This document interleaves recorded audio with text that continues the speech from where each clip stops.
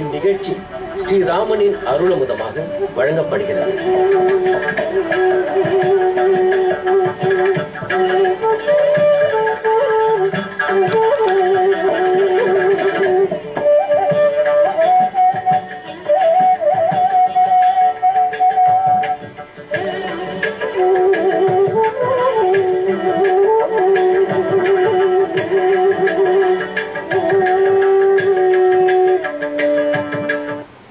लक्ष्म्या सह ऋषिकेशः देव्या कारुण्य रूपया रक्षक सर्वसिद्धान्ते वेदान्ते च गीयते. மகாலட்சுமியோடு கூடிய திருமால் நாராயணன் அனைவரையும் காக்கிறார். காக்கும் இயல்பினன் கண்ணபெருமான் பிராட்டியை திருமார்பிலே தரித்துக் கொண்டு அவள் அருளால் அவள் கொடுத்த ஊக்கத்தால் கருணையே வடிவெடுத்தவனான எம்பெருமான் நம் அனைவரையும் ரட்சிக்கிறான். அந்த மகாலட்சுமியை முன்னால் பற்றித்தான் அவனையே பற்ற வேண்டும். இந்த உண்மை பிராட்டியினுடைய மகாத்மியம் இதெல்லாம் நமக்கு தெரிந்திருப்பது ஆச்சரியமில்லை. இது ஒரு ஆச்சாரியர் சொல்லுவது கூட வியப்பில்லை. ஆனால் ஒரு அரக்கன், அதுவன் தாட்டகையினுடைய மகன் மாரீச்சன், அவன் கூறுவதுதான் வியப்பு. மாரீச்சன் சொல்வது கூட வியப்பில்லை, அதை ராவணனுக்கு எடுத்து கூறுவது வியப்பாய வியப்பு. தாழ்ந்தவன் அரக்கன் பேசுவனா? அதுவும் ராவணேஸ்வரனுக்கு முன்னே மற்றொருத்தரின் பெருமை பேச முடியுமா? எவ்வளவு தைரியத்தோடே மாரீச்சன் பேசியிருக்க வேண்டும். அந்த தைரியம் எப்படி வந்தது? உண்மையை பேசுவதற்கு தனி தைரியம் தேவையில்லை. உண்மை பேச வேண்டும்ங்கிற விருப்பம் இருந்தால் போதும். ராவணன் முன்பாகவே ராமனுடைய பெருமையெல்லாம் எடுத்து கூறுகிறான். ராமனுக்கு என்ன பெருமை? லக்ஷ்மி நாராயணன் என்றுதான் பெருமை. லக்ஷ்மி தேவியை சேர்ந்தபடியால் அவளோடு கூடிய ராமனுக்கு தனிச்சிறப்புண்டு. அந்த லக்ஷ்மியான சீதையினிடத்தில் அபசாரப்படாதே என்று மாரீச்சன் ராவணனுக்கு உரைக்கிறான். அந்த சர்க்கத்தில் தான் நாம் இப்போது உள்ளோம். அரண்ய காண்டத்தில் 36, 37வது சர்க்கங்களில் மாரீச்சனுடைய நல்ல உபதேசம். லக்ஷ்மி நாராயணனை பத்தி கூறுகிறான். லக்ஷ்மியால் நாராயணனுக்கு ஏற்றம். அவன் சொன்னது என்ன? சீதையால் ராமனுக்கு ஏற்றம். அந்த சர்க்கத்தை, இந்த கட்டத்தை தற்போது நாம் இலால்குடியில் உள்ள லக்ஷ்மி நாராயண பெருமாள் சன்னிதானத்திலிருந்தே கேட்க போகிறோம். இதோ ஆச்சரியமான சன்னதி. லக்ஷ்மி நாராயணன் மூலமூர்த்தியாக எழுந்துள்ளார். சமயபுரம் டோல்கேட், அதிலிருந்து 12 கிலோமீட்டர் தொலைவில் லால்குடி கொள்ளிடம் மார்க்கத்தில் லால்குடியில் இருந்து 1 கிலோமீட்டர் உள்ளது இலால்குடி. அங்கே ஸ்ரீனிவாசபுரம், அதுவே ஸ்ரீனிவாசன் பெயர் பொருத்தம் பார்த்தீர்கள் அல்லவா? ஸ்ரீ மகாலட்சுமி, நிவாசன் மகாலட்சுமிக்கு தன் திருமார்பில் தங்க இடம் கொடுத்தவர். புறமே ஸ்ரீனிவாசபுரம். பெருமாளோ லக்ஷ்மி நாராயணன் தன்னுடைய இடது திருமடியில் நாச்சியாரை எழுந்துருள பண்ணி கொண்டிருக்கிறார். அவளை இடது கையால் அணைத்து கொண்டிருக்கிறார். வலது கையால் அபயமுத்ரா முத்ரிதம். அபயம், அஞ்சேல். இதோ இந்த லக்ஷ்மியின் திருவடிகள் இருக்கும் வரை உன் பாபங்களை நான் பார்க்க போவதில்லை. இவள் திருவடிகளை முதலில் பற்று. அகலகில்லேன் இறையும் என்று அலர்மேல் மங்கை உரை மார்பா நிகரில் புகழாய் உலகம் முன்னுடையா என்னை ஆழ்வானே நிகரில் அமரர் முனிக்கணங்கள் விரும்பும் திருவேங்கடத்தானே புகழும் நில்லா வடியே உன் அடிக்கீழ் அமர்ந்து புகுந்தேனே என்று நாச்சியார் திருவடிகளையும் காட்டிக்கொண்டு பெருமான் எழுந்துள்ளிருக்கிறார். அழகான திருமுக மண்டலம், புனிசிரிப்போடு இருக்கிறார். தனித்திருந்தாலாவது சற்றே கோபிப்பரோ என்னவோ. ஆனால் லக்ஷ்மி தேவி மடியிலேயே இருக்கிறபடியால் அந்த சிரிப்பு மாறாமல் இருக்கிறாள். நல்ல நெஞ்சே நாம் தொழுதும் நம்முடன் அம்பெருமான் அல்லி மாதர் புல்க நின்ற 1000 தோழனிடம். திருமங்கியாழ்வாருடைய பாசுரம். 1000 தோள்களாய் பெருமானுடைய தோள்கள் பனைத்தன, பெருகின. எதனால்? லக்ஷ்மியை அணைத்த ஆனந்தத்தால். 2 தோள்கள் 4 தோள், 4 16 தோள், 16 16 256 தோள்கள். 2 மால்வரை தோள் ஆண்டாள் பாடுகிறாள் இல்லையோ, அதை போல பனைத்த தோள்களோட ஆச்சரியமான 4 திருக்கைகளோட லக்ஷ்மி நாராயணன் மூலமூர்த்தி. உற்சவர் ஸ்ரீனிவாச பெருமான். ஆச்சரியமான சேவை. ஒரு திருக்கை வலது திருக்கையால் தன் திருவடியை காட்டிக்கொண்டு இடது திருக்கையை தன் முழந்தாளுக்கு அருகே வைத்து, இந்த திருவடியை பற்றுபவர்களுக்கு சம்சார கடலையே முழங்கால் அளவு வற்றடித்து கொடுக்கிறேன். ஸ்ரீதேவி பூதேவி நாச்சியாரோட சேர்ந்து ஸ்ரீனிவாச பெருமான் எழுந்துருளி உள்ளார். இந்த இடத்துக்கே ஸ்ரீனிவாசபுரம்னு தானே பெயர். ஆக ஓர் புறத்தில் மூலவர் லட்சுமி நாராயணன், உற்சவர் ஸ்ரீனிவாச பெருமான், இவர்களையும் தரிசித்துக் கொண்டோம். ஆனா முக்கியமா இங்க எதுக்கு வந்தோம்? ராமன் சொன்னதை எல்லாம் கேட்டு தலையாட்டி சரி சரி என்கிறாரே ஆஞ்சநேயர், அவரை அடுத்த நாள் சந்திக்கும் போது தரிசிப்போம். இப்போதற்கு ராவணன் சொல்லுவதற்கு மாரீச்சன் சரி என்று தலையாட்டவில்லை. முதலில் மறுத்தான், ஆனா கடைசியில் இணங்கி விட்டான். ஒரு நல்லது நம்ம மனசுல பட்டாலும் அதில் உறுதியாக இருக்க வேண்டும். சில தீயவர்கள் நம்மை கலக்க பார்க்கலாம், ஆனா கலங்காமல் உறுதியோடு இருந்தால் நன்மை கிட்டும். ரொம்ப சொல்லுகிறார்களேங்கிறதுக்காக விட்டு கொடுக்க போனால் தீமைதான் ஏற்படும். மாரீச்சன் இறுதியில் அழிந்தே போனானே. பார்ப்போம். 36வது சர்க்கம். ராவணனிடத்தில் மாரீச்சன் பேச ஆரம்பிக்கிறான். ராவணன் என்ன சொல்லி முடித்தார்? நான் எதற்கு பழி தீர்க்க பார்க்கிறேன்? உன் தாயை கொன்றவன், 14,000 பேரை கொன்றவன், என் தங்கையின் காது மூக்கை அறுத்தவன், தர்மமே தெரியாதவன், தனி ஆள், ஒரு பெண்ணோடே சுற்றி திருபவன், தன்னுடைய பெற்றோராலேயே வெளியேற்றப்பட்டவன், பலவிதமாக ராமனை இகழ்ந்தான். இதில் ஆச்சரியம் பார்த்தீங்களா? ராமனுடைய ஓரொரு குணமும் ஓரொரு நல்ல பண்பும் இவனுக்கு தீயதாகவே கண்ணில் பட்டிருக்கிறது. ஒருத்தர் இடத்துல இருக்கிற நல்லதெல்லாம் என் கண்ணுக்கு தப்பா படுறதுனால் அப்ப எனக்கு அசூயை இருக்குன்னு அர்த்தம். அசூயன்னா பொறாமை. பொறாமைக்கு அடிப்படை என்ன? நல்ல குணம் ஒருத்தர் இடத்துல இருக்கணும், அது எனக்கு தப்பா படணும். ஒரு சுவாமி வேடிக்கையா சொன்னார், அவர் என் பேர்ல பொறாமப்படுறார் அப்படின்னாலே எனக்கு ஒரு பெருமையா இருக்கு சுவாமினார். ஏன் ஒருத்தர் பொறாமப்பட்டா உனக்கு என்ன பெருமைன்னா, என்கிட்ட நல்ல பண்பு 2 இருக்கவே தானே, அதை பார்த்து அதை தீயதா பட்டு பொறாமப்படுறார்.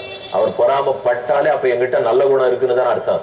இதுவான தேவலே, இது வரைக்குமா நாம ஒத்துண்டானேன்னு அவர். அப்ப பொறாமை இருந்தால் அடிப்படையில் நல்ல பண்பு இருக்க வேண்டும். ராமனுடைய அனைத்து நல்ல குணங்களும் தப்பாகவே ராவணன் கண்ணுக்கு பட்டது. அதைத்தான் சொல்லி முடிச்சுட்டார்.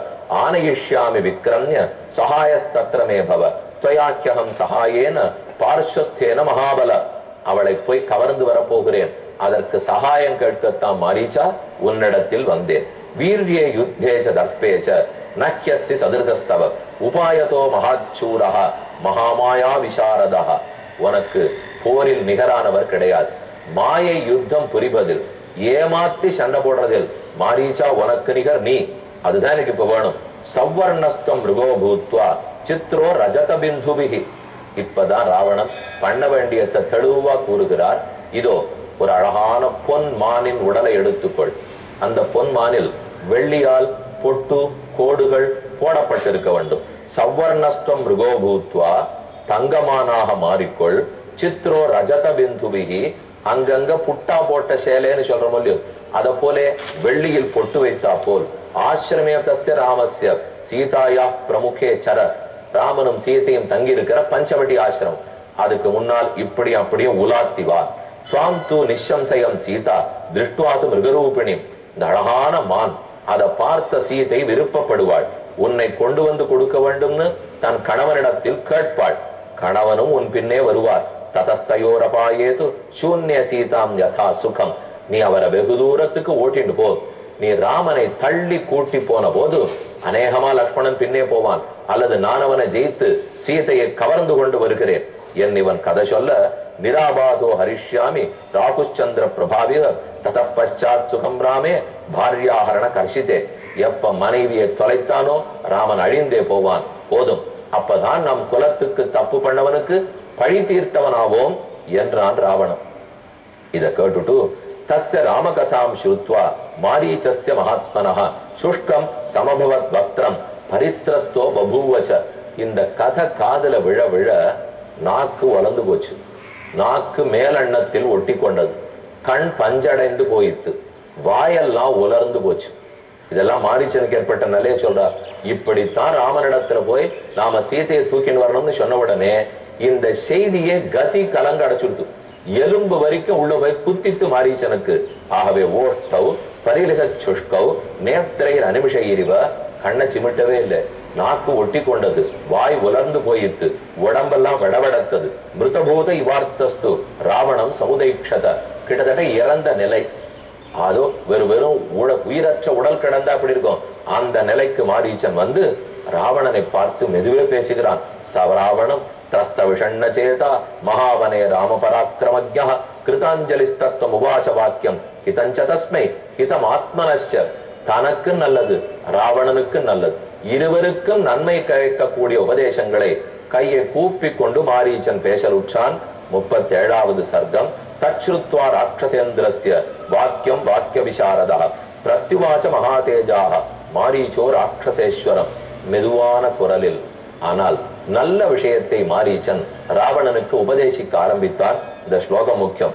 சுலபா புருஷாராஜன் சததம் பிரியவாதினஹ அப்ரியஸ்ய பத்யஸ்ய வக்தா ஸ்ரோதா ச துர்லபஹ. ராவணா, உனக்கு பிடித்ததை பேசுவதற்கு பல பேர் இருக்கலாம். இனிக்க பேசுவார்கள், பிடிச்சதா பேசுவார்கள். ஆனா நல்லதை பேசினார்களான்னா இருக்காது. அப்ரியஸ்ய பத்யஸ்ய, உனக்கு பிடிக்காததா இருந்தாலும் எது உனக்கு நல்லது செய்யுமோ அதை பேசுபவர்களும் குறைவு, அப்படி நல்லது சொல்றத கேட்பவர்களும் குறைவா போச்சே. இதெல்லாம் நடக்கிறது இப்ப திரேதாயுகத்தில். எப்பவோ பல லட்சம் ஆண்டுகளுக்கு முன்னால் ஒரு மாரீச்சன் ராவணனை பார்த்து நல்லதை சொல்றதுக்கு ஆள் குறைஞ்சு போச்சு, நல்லதை சரின்னு கேட்டுக்கிறதுக்கு ஆள் குறைஞ்சு போச்சு. என்ன சொல்லணும்னா நாம இப்ப கலியுகத்துக்கு பேச வேண்டிய தேவை கூட கிடையாது. நல்லத்தை சொல்லணும், பிடிச்சத்தை சொல்லி பிரயோஜனம் இல்லை. நாமளும் சுத்தி யாரை வச்சுக்கணும் தெரியுமோ? நல்லது சொல்றவாளை வச்சுக்கணும். நாம பண்றதுக்கெல்லாம் சரி சரின்னு சொல்றவாளை வச்சு கூடாது.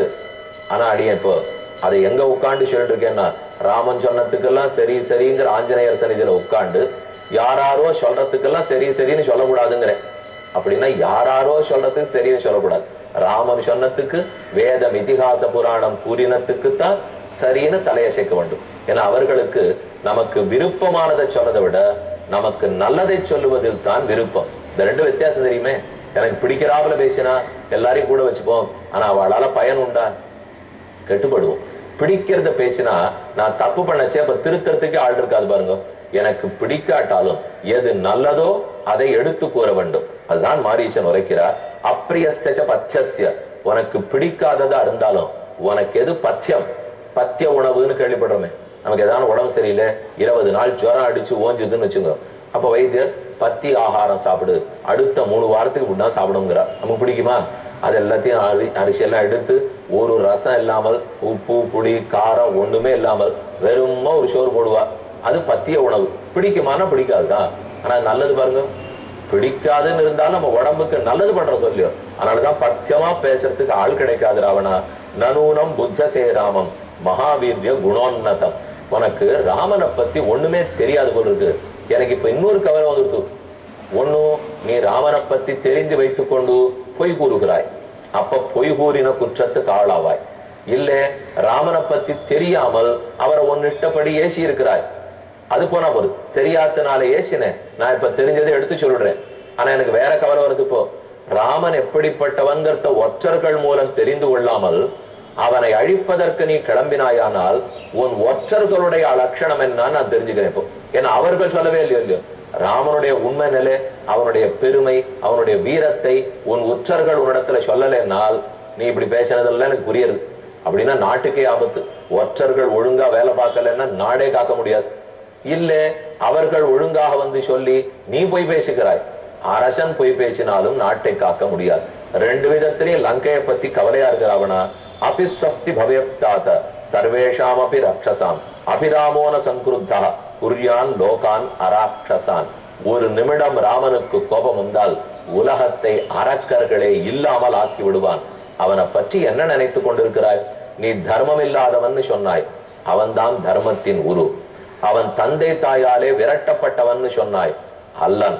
அந்த தந்தை அவன் இருக்க வேண்டும் அவ்வளவு துன்பப்பட்டான்.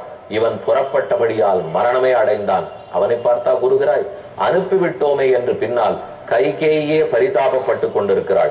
அபிப்தாமீஸ்வரம் பிராப்திய காமவிருத்தம் நிரங்குஷம் நவினஷேத் புரியலங்கா துவயா சக சராட்சசா. அரக்கர்களோட கூட நீ ஆனந்தமா லங்கையில் இருக்கணும், நீயும் வாழணும், உலகமும் வாழணும், உன் ஊரும் வாழணும்னால் ராமனிடத்தில் அபச்சாரப்படாதே. இதுதான் உனக்கு நல்லது, எனக்கு அதான் நல்லது. நான் உயிரோடு இருக்க விருப்பப்படுறேனே ராவணா, எனக்கும் நல்லது உனக்கும் நல்லது. அபச்சாரப்படாதே. நசபித்ரா பரித்யக்தா, அவன் தந்தையால் கைவிடப்பட்டவன் அல்லன், குணம் இல்லாதவன் அல்லன், அவன் யாரையும் வஞ்சிக்க தெரியாதவன், நேர்மையின் உருவம். என்னமா உபதேசிக்க போறார்? மாரீச்சன் வாயாலா இத்தனை உபதேசங்கள் நமக்கு தோணும். இன்னும் தொடர்ந்து கேட்போம். இந்நிகழ்ச்சி ஸ்ரீராமனின் அருளமுதமாக வழங்கப்பட்டது.